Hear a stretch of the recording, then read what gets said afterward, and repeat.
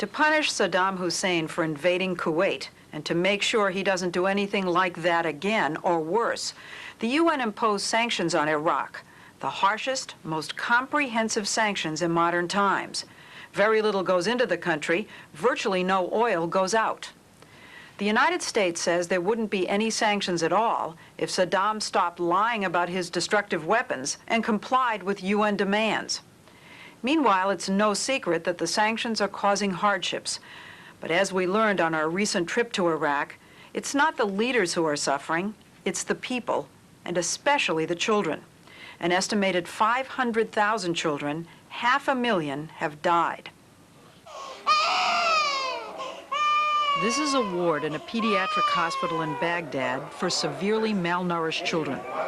We came here without any government interference.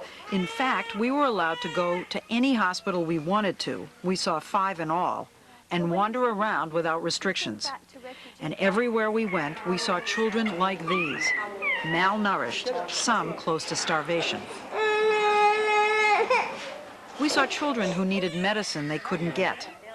These 2 babies had to share an incubator which was broken and couldn't be repaired.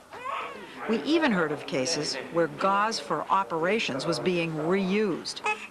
And this little boy died of pneumonia an hour after we took these pictures because there were no antibiotics.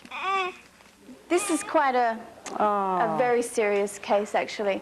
This child is 22 months old.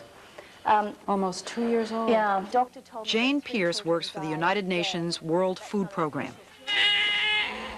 Most people don't realize what's going on. They don't see pictures of babies like we've just seen here. You know, babies that are a third of their recommended weight. Before 1990, before the war and before these sanctions, was this all unheard of in this country? Yeah, yes. Did not exist at all. Most Iraqis are suffering. We have heard that 500,000 children have died. I mean, that's more children than died in Hiroshima. And, you know, is the price worth it? I think this is a very hard choice, but we think the price is worth it. Worth it because she believes is negotiating with Iraq not to lift the sanctions, but to allow that country to sell a limited amount of oil to buy food and medicine.